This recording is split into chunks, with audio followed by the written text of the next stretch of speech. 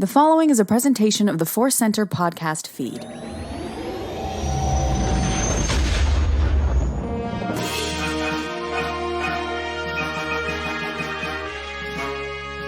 From the center of the galaxy, this is the ForceCenter podcast feed, and this particular episode is Cues of the Force. Cues is short for questions. Force is the word force. I'm Joseph Scrimshaw. I'm Ken Napzok. No one's forcing you to listen to our questions, but we hope you do in our answers to the questions. Sorry. Yeah. I mean, if you want to listen to just the questions and then mute and see if we're done answering, that's a way to approach it. Please feel free to listen to the podcast any way you like. We were going to have some thoughtful questions today, as always. And we're going to have some really fun questions, a great balance. Thank you, everyone who sent in questions. But we always want to let you know that today's podcast is brought to you by Audible. Get a free audiobook download and a 30-day free trial at audibletrial.com/ForceCenter. Over 180,000 titles to choose from for your iPhone, Android, Kindle, or MP3 player. This week, we are recommending Kenobi by John Jackson Miller. It is hard to say the title of that book without doing a General Grievous impression. Imagine him finding it in the bookstore. Kenobi. Anyway, I really enjoyed this. It is a Legends Kenobi story, but it has a lot of great connections to the television show we all just experienced. So if you'd be interested in listening to that book, you can download your free audiobook today by going to audibletrial.com/ForceCenter. Again, audibletrial.com/ForceCenter. Free audiobook. Ken, do you have any audiobook thoughts you want to share today? One day I'm going to revisit a great Star Wars audiobook and not get lost in a daydream and forget where I am 4 chapters in. Because everyone else who loves the audiobooks, they just praise them to high heavens. The production quality is so great. And I want to be in that cool crowd. Me too. Sometimes I have the thing that the audio fires my imagination. So there'll be a sound effect or a line or a delivery that makes me go like, oh, wow. Yeah, I would like to, include some element of this in a story I'm working on. And then suddenly I'll realize, oh, I've stopped listening. See? Yeah. Good to know I'm not alone. You are not alone. All right, we're going to get into our questions. We have 2 from Twitter, as always, as well as 2 from patrons on Patreon. First, we're going into a deep Kenobi question. This comes to us from Collecting Star Wars.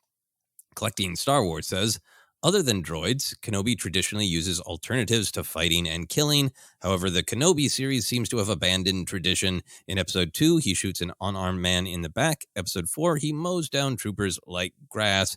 Why this drastic change in his philosophy?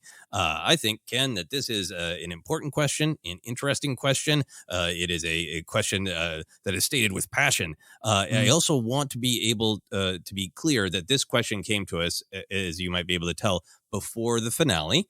And I think the finale obviously does have some perspectives on violence, and Kenobi choosing not to continue engaging in violence with Vader has, I think, stirred some questions that are almost the opposite of Collecting Star Wars questions of why didn't he continue violence? So I thought it would be great to address this wonderful question by just kind of wrestling with the big picture idea of Kenobi's relationship to using violence. When he chooses to use it, when he chooses not to, and how much consistency is there in the character's evolution over the years? Yeah, so this is great stuff. I feel like this is a press conference, and I'm just the person that's setting the tone, and then I'm going to hand over all questions to Joseph Scrimshaw, Vice President of Kenobi. So this is, I agree. This is it's a great question in the sense of it's there. Like there's some things he does in the show that make you go, and I think that's sometimes the point, and that's where I approach a lot of things when it comes to analyzing Star Wars. Where I love the line, characters aren't what characters say aren't facts. That's one that goes around Twitter a lot. I'm certainly not the only person to say that or believe that. And I think sometimes what the shows, the movies and shows are showing you are meant to make you go, that seems slightly different. So why is he doing that? And so nothing here I'm saying I hold as fact. I'll start here, Joseph, before I do hand it over to you at the podium here. To me, you got to look at the purpose of the action, the end game. I don't think you can overlook that. I think when Freck sells them out, that's a weird story. And Kenobi has been trying to run from the fight more than avoid it, if that makes sense. That's totally my interpretation of just a lot of where Kenobi's headspace is, what his headspace is. This isn't like I'm working through it to not fight it. It's like I'm nervous. I don't trust anyone. I'm running from a lot of things. I'm just trying to put my head down. Let's get through it, but still keeping in mind that he's there to protect Leia, trying to get back and try to get her home. And so that's why. So it's not he's trying to get through conflicts in other ways. He's just trying to avoid the conflict. So my interpretation. I'll say that a few times here. He comes off more lost than on a mission when he and Leia first land to me in that third chapter specifically. Second one's a little different, but when he's on Dayu, but still the same vibe. But that third one, there's a little bit of like, what the hell are we doing here? And though she's choosing hope, Freck does sell them out and everything. So all that to say, he's pushed into action. He has to take to keep Leia alive is a big talking point for me. But I'll move past that quickly. Then I think that's one you're probably going to talk about more, Joseph, there. But I feel like reporters, the cameras are going. Also, not for nothing. I interpret him as being someone who has lost his sense of self. And who's to say, and this is one of those total headcanon questions to collecting Star Wars and anyone going, yeah, this is a question I want to answer. This is a headcanon thing. If who's to say he won't address some of the specific actions later with Qui-Gon or himself? I don't need a long one-on-one conversation with Qui-Gon, but maybe he's going to look back and think, how did I get to where I was? And why did I make those decisions? And by the way, I think I'm just talking about some of his actions, saying shooting an unarmed person or mowing down troopers, or even some of his actions in chapter 3 or blaster-based aggression, right? Like maybe he looks back and analyzes it a little bit more. But I also don't think characters have to stick to these templates that we come to know so well. And on screen, yes, he does do things with, like I said, a bit more aggression, energy, violence, but he's not wielding his lightsaber at that point, right? He's holding that back. And one hand he can't, because it might get him in even more trouble. And two, he's being kind of forced to fight in a dirty game at this point that Freck and this whole situation's put him in. So I focus on that Freck episode even more than episode 2 or 4 for me with this question. But that's my overall view on it, and I'll take some follow-ups here at the podium. I think you make a lot of really great points, and you're reminding me that I have a screenshot I took with my phone of the screen that I really like, of the moment where Kenobi knocks Freck out by hitting him in the back of the head with the butt of the blaster, and the subtitles say, "Hey!" Yeah. As Freck is getting bonked on the noggin. I think I really like the point that you make that we're tracking his actions and trying to discern philosophy, and has it changed from different points in his life. And I think you make a really valuable point that part of where he's at in the early part of the show is flailing, right? He's agreed to do this, but he said his first instinct was, I'm not that man anymore. I don't know how to do this. I don't want to do this.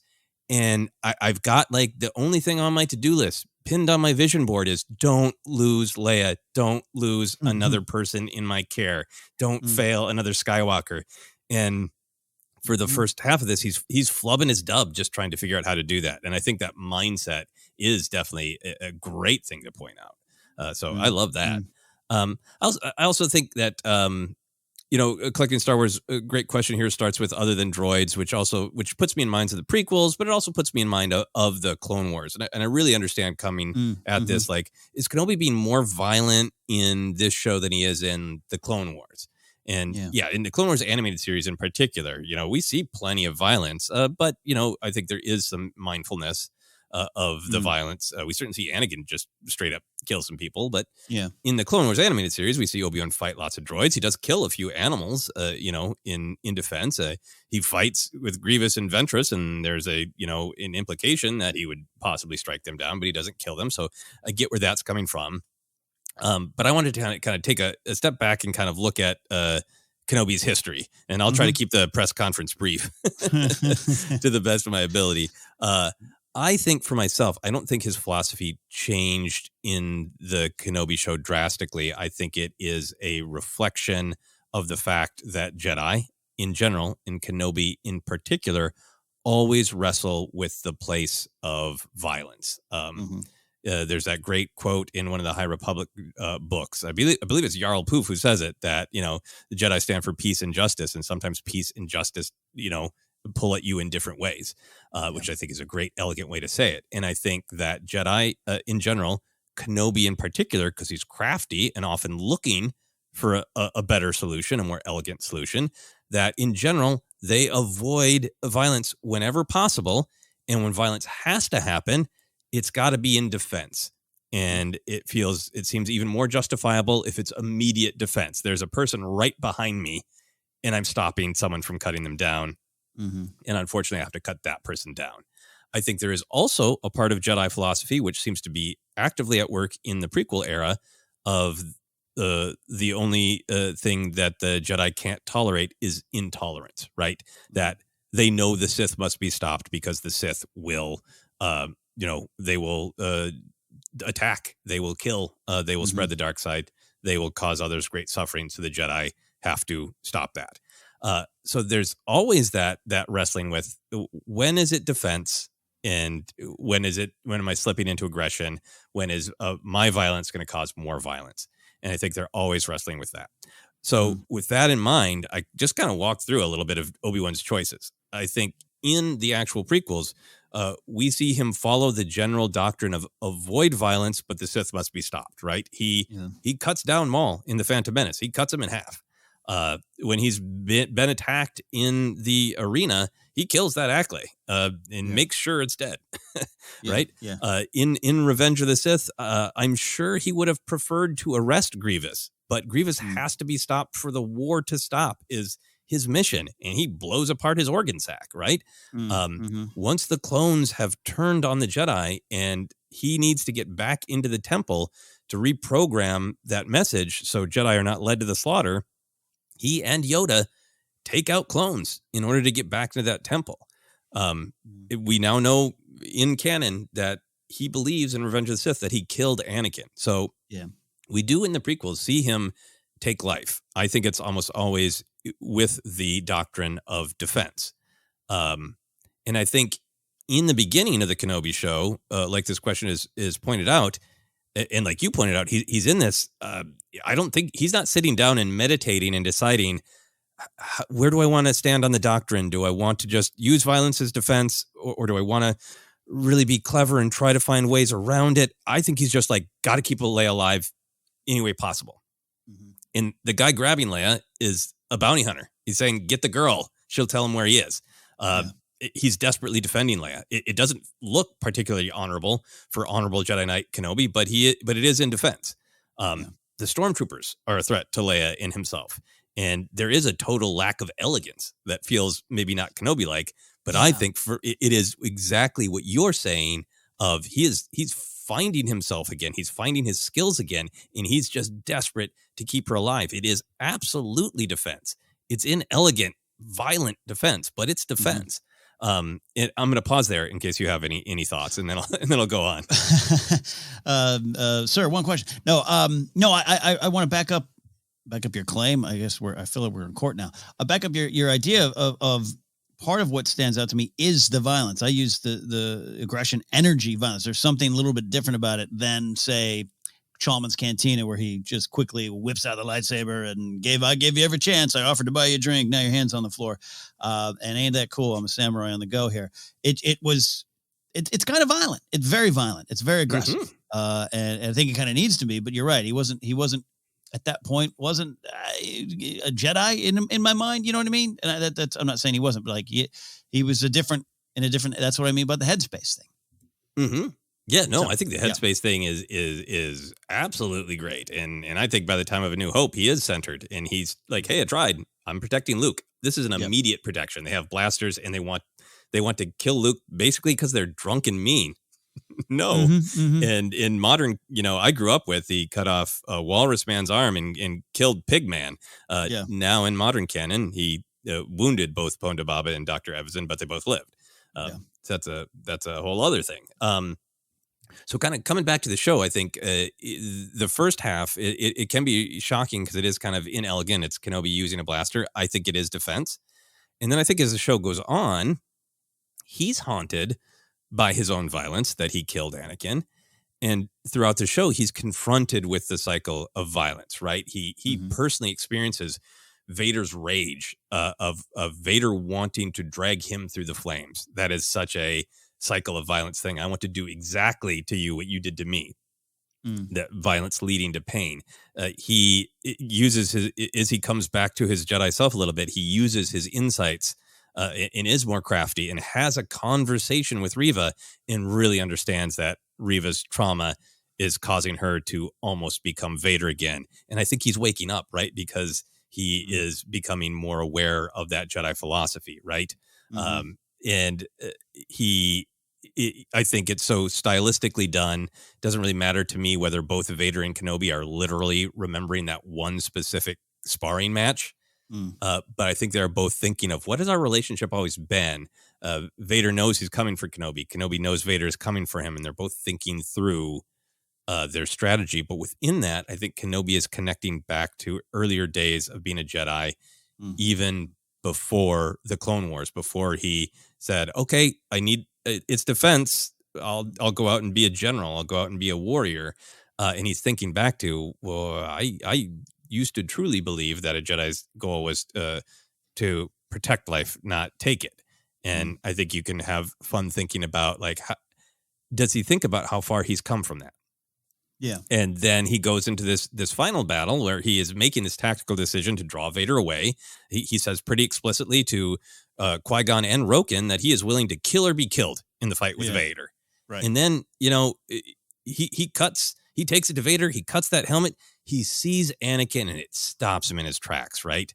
And then we get all the great stuff between them of him apologizing and Anakin saying, "You didn't do this. I made this choice." And he recognizes that Anakin's gone and it's Vader there. And Vader, sort of, I think Kenobi recognizes, yep, I made some mistakes. He made this choice. And I think it makes him, able to forgive himself a little bit. But then within all of that, to this violence point, Vader wants to keep fighting, He raises the blade again and says, "I'm going to destroy you."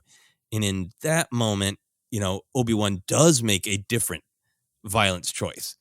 Yeah. There's not somebody who's immediately being defended. If Leia was behind him, I think Obi-Wan might have kept fighting, right? Yeah. The defense is now onto the larger and the more theoretical. And I think in that moment, he is flashing back to, I want to preserve life, not take it. That includes, in this moment, I don't want to cut down this person that I trained. Yeah. I don't want him to cut me down. I want to break the cycle of violence in this moment, and he chooses to disengage.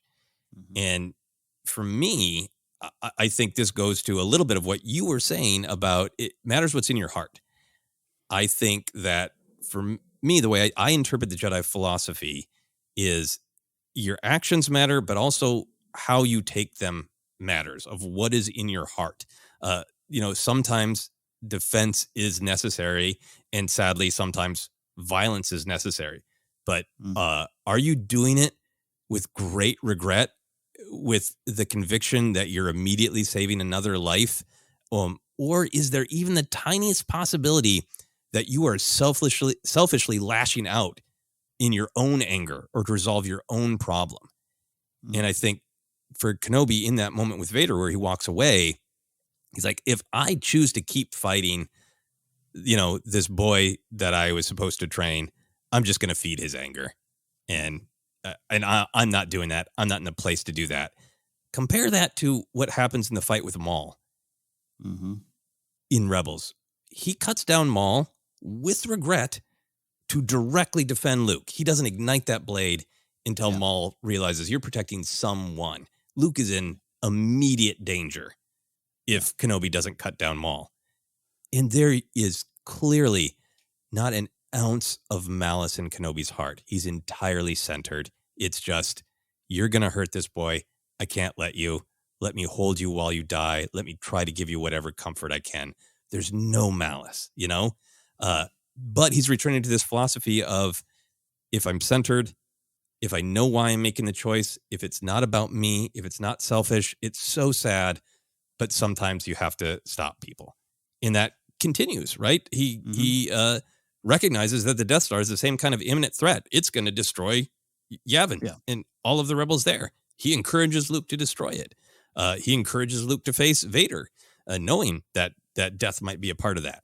Even at the end of the Kenobi show, he gives that holster to Leia. He's not giving her a blaster yet, but giving her the holster is saying it's a sad reality that sometimes violence is necessary. It is to be avoided at all costs, but sometimes in defense, it's necessary. So I think for me, if you look through his whole arc, there's lots to be talked about. There's a lot to be debated morally within Star Wars, morally within the real world. But I think there's a real consistency of philosophy of it is to be avoided. And if there's any way around it, there has to be taken. But if it's in immediate defense, then it's a sad responsibility. There's my press conference, Ken.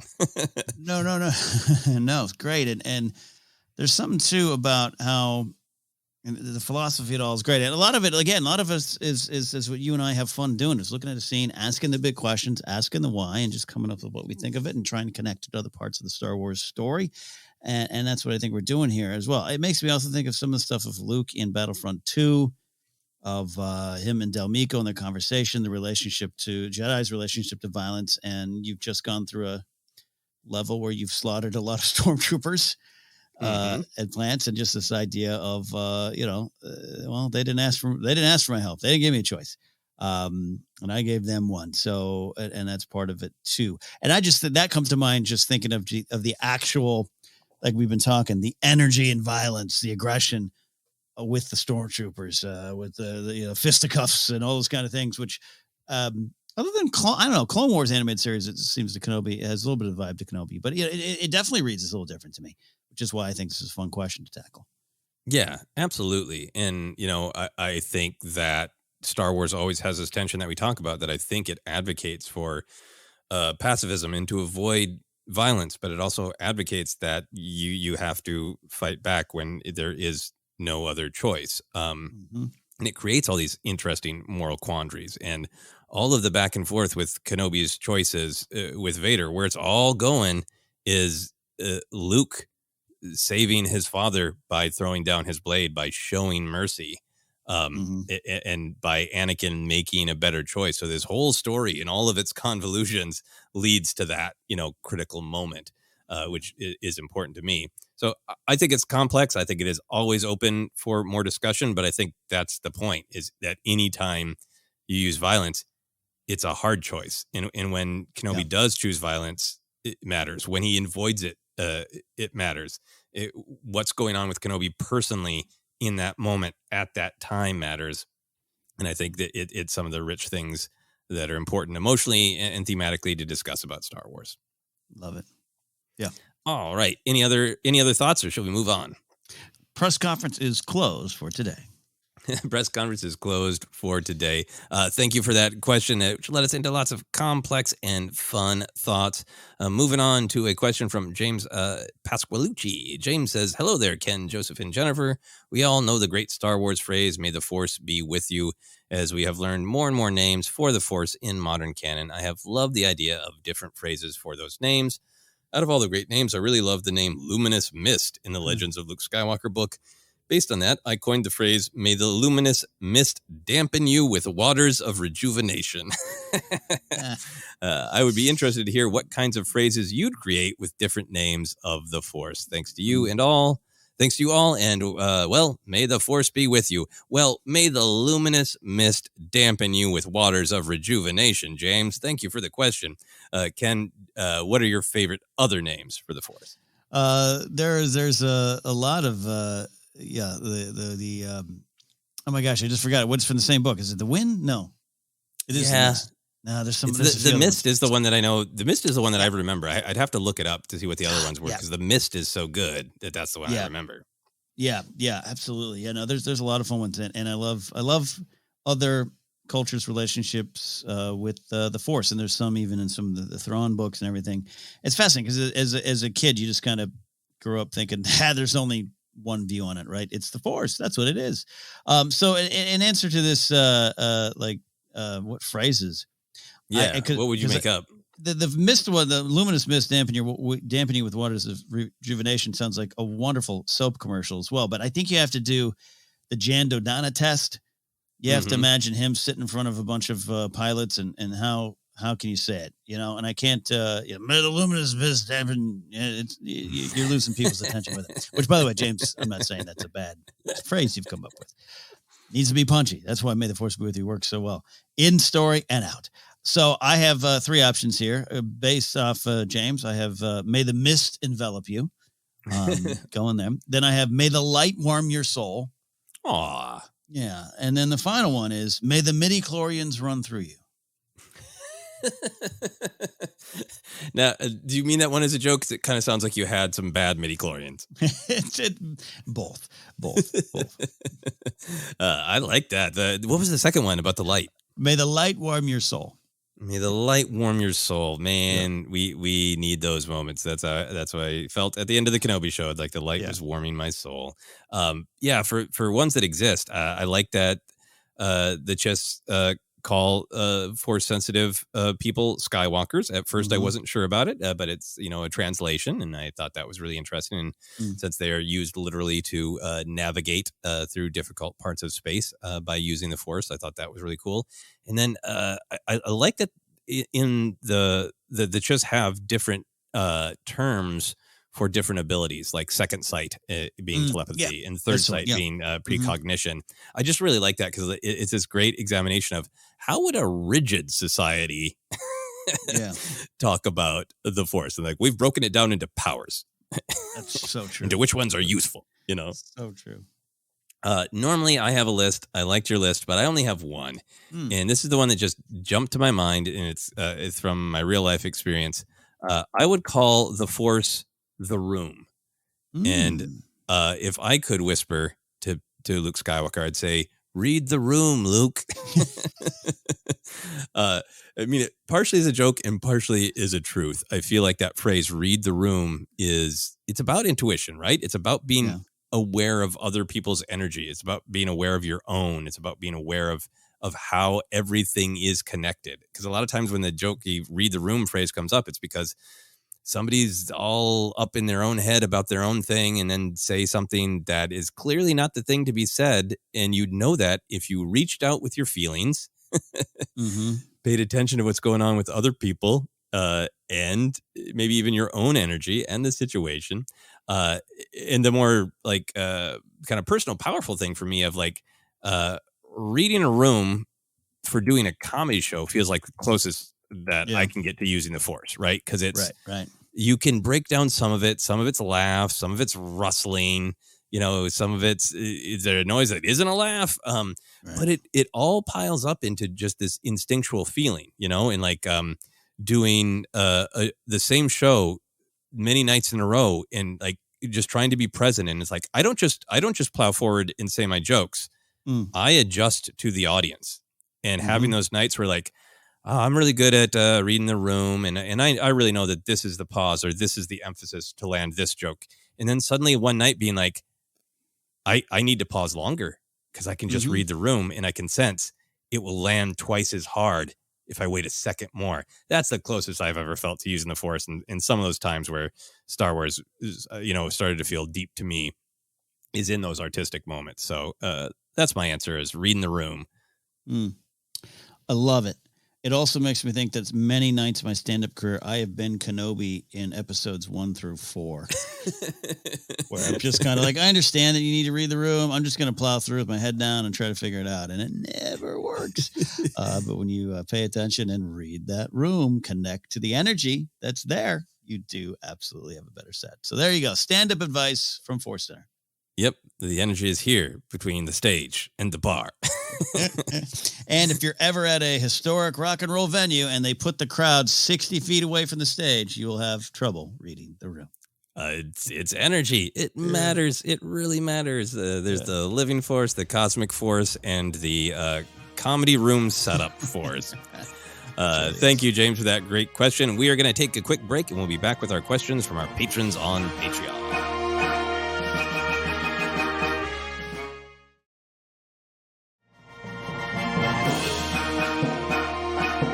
And we are back for more Cues of the Force. We're going to go to a question from patron Robert Meadows. Robert says, do you think Owen and Beru knew about Leia? Was that something Obi-Wan would have told them when he dropped off Luke? Did Brea know about Luke? Obviously, Bail knew about both of them, but who else other than Bail, Obi-Wan, and Yoda? Ken, this is fun. Who knows what, when?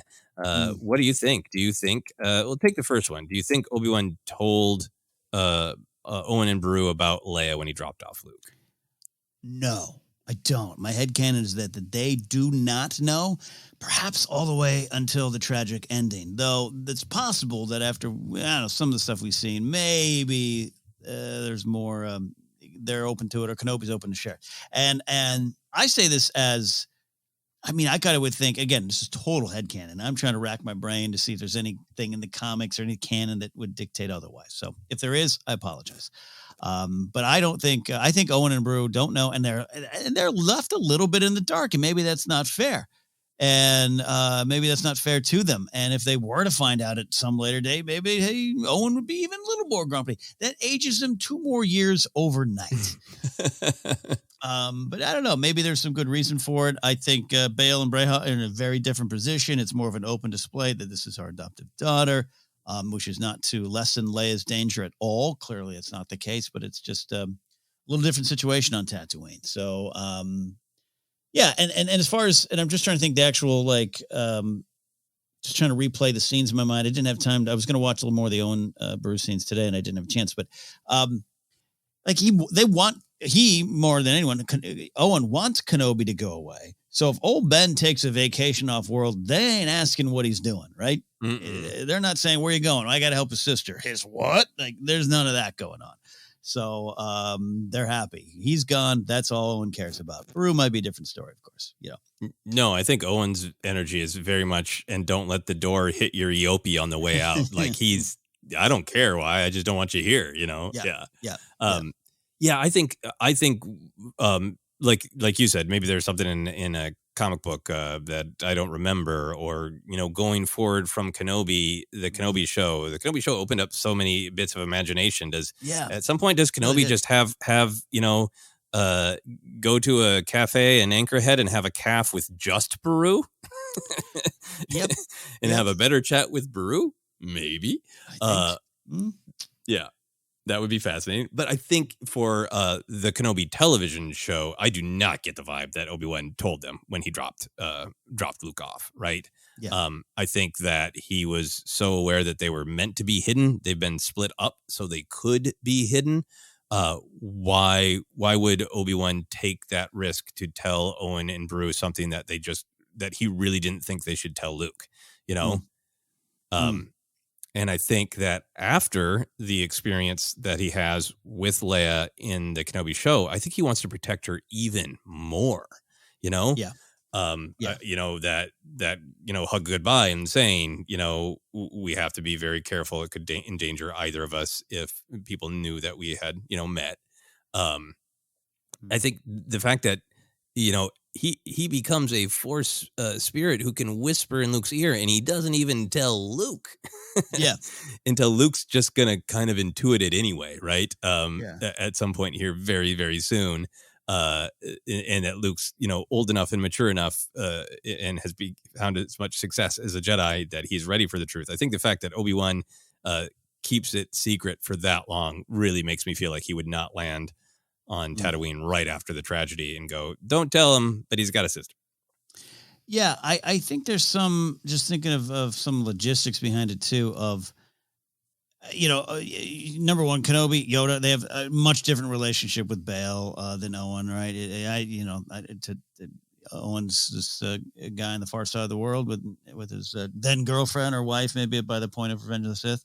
But just Brea and Bail just being in the center of the galaxy, they're more plugged in, more worried, and like they're gonna hear, you know, hey, we found some kid on Tatooine, like that might mean something to them versus the other way around. It's just some of the nuts and bolts looking at it as well.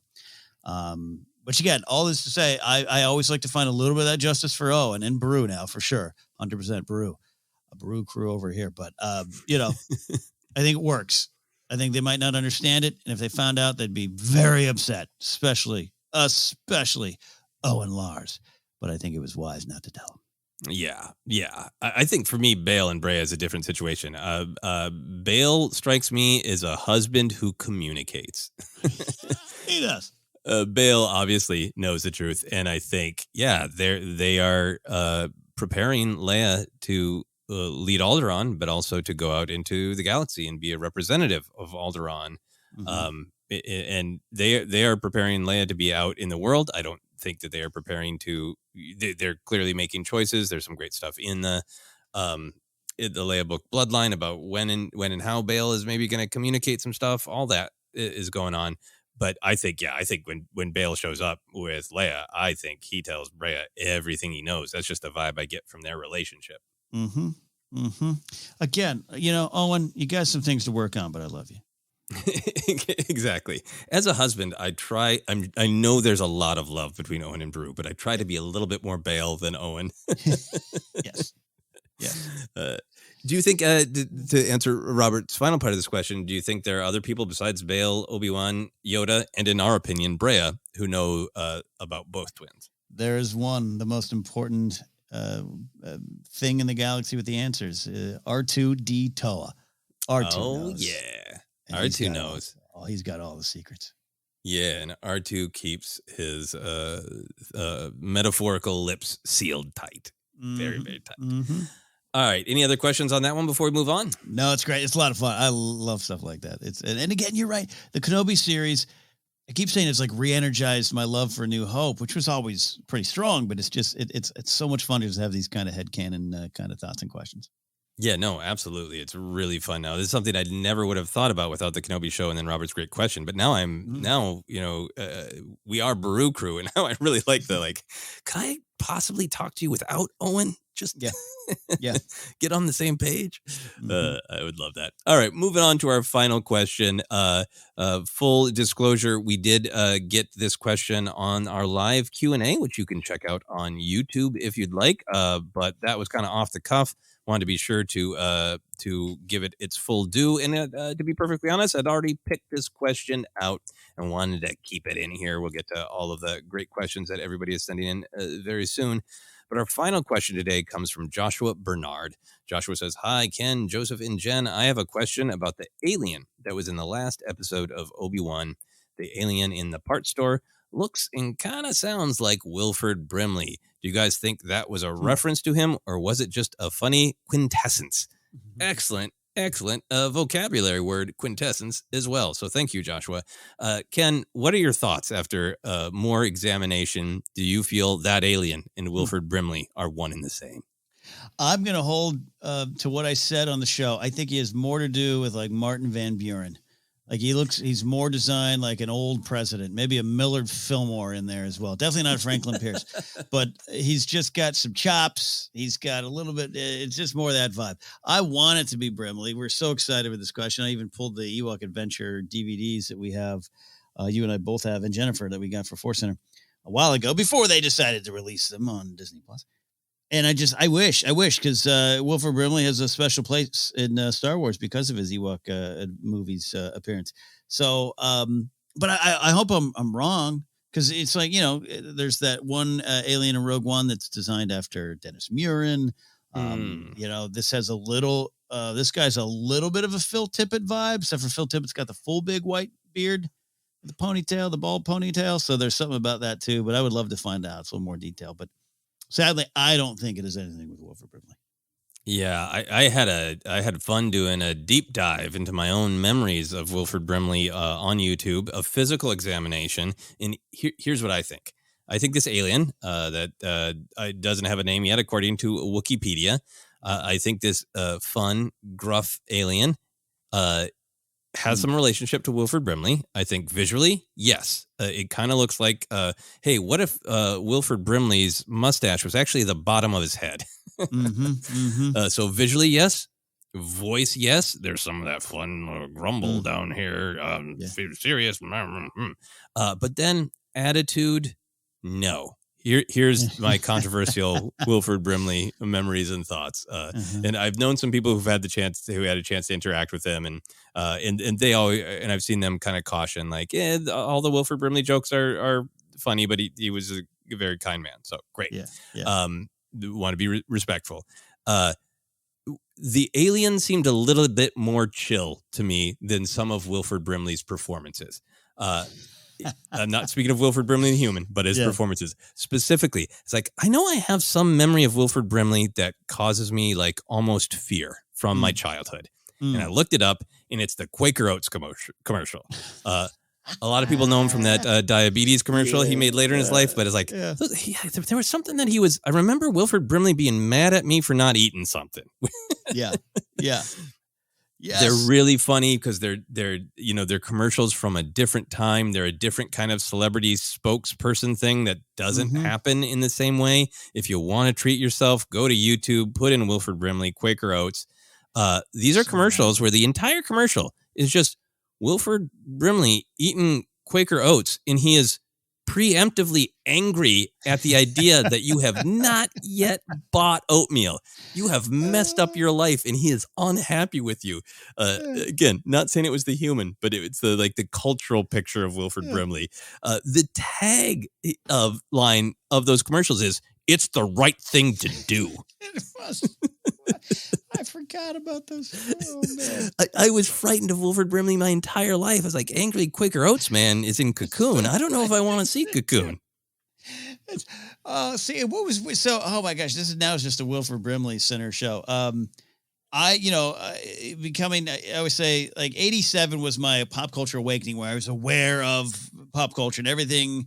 It was about 10 or 11, and like everything forward is new to me, and everything was past. So Wilford Brimley's in this weird spot where I first became aware of him because of the Ewoks Battle for Endor as Noah, but because of those commercials. And also he was the star of a TV show from 86 to 88 called Our House, which also had Shannon Doherty as one of like the kids. And he was like the grandpa in the house. So he was kind of nice, but grumpy there too.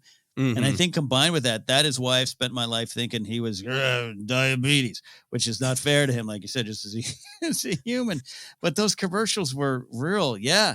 He was upset about you not eating them oats. It's really funny.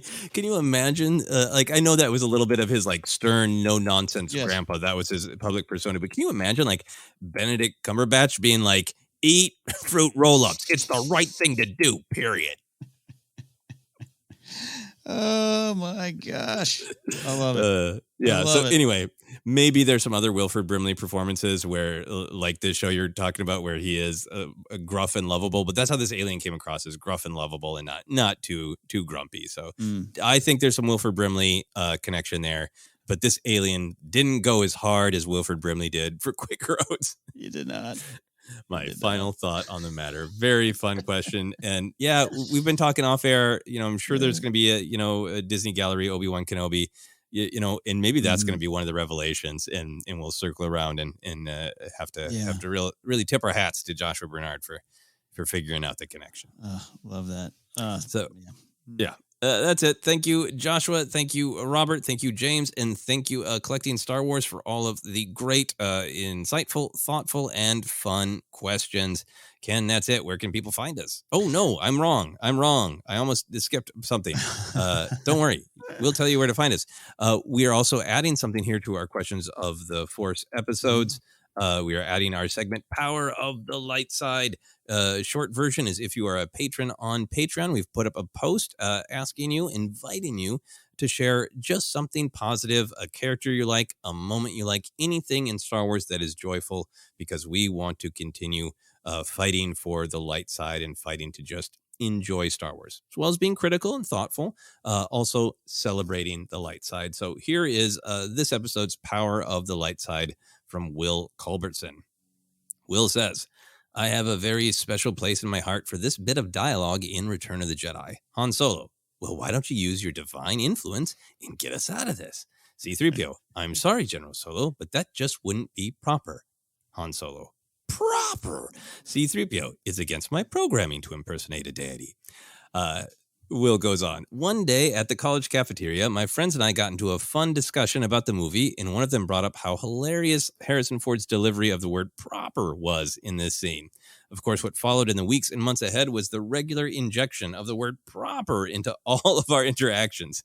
It became an instant in-joke, but somehow it didn't die when we all moved on from college. We still regularly reference proper when we see each other on holidays or when sending each other birthday wishes on Facebook and such. It's a small and silly moment in the movie, but it's one that to this day remains a point of connection to me and several of my good friends, and we have Star Wars to thank for it. I love this. Ken, what are your thoughts on this one? This is so great, and I love that every generation will have this, and like, even though we can acknowledge it right now, but we don't quite know 15 years from now where people will be in business meetings hitting the right just tone of a word that's said in Force Awakens, or the right the energy behind it. This is so, and proper is good. I have always loved this moment, and my friends and I kind of do this. The way he kind of scrunches up and he's just, well, why don't you use your divine influence? Like me and my friend Joel say that to each other a lot. And I want to shout out, Joseph, you and I both got to watch Star Wars in 30 minutes at Star Wars Celebration. Our pal Mark Riley, Patrick T. Gorman's show, long-running show that got to come back for Star Wars Celebration. Such fun. And Mark Kelly plays Han Solo. And he's always been, and I love my pal Riley, he's a star. Gorman's, the whole cast kills it. But Mark Kelly just gets me and gets us. His delivery of Han Solo's lines, aka Harrison Ford's delivery of the lines, is pitch perfect because it's that. It's basically acknowledging that it's that shared kind of inside joke / experience of, kid, I've seen everything from this part of the galaxy. Just that the way just Ford delivers it, it just never leaves your brain from age 7 on. And I just love it. I think, Will, you've captured that spirit here. I love this. This is a great memory.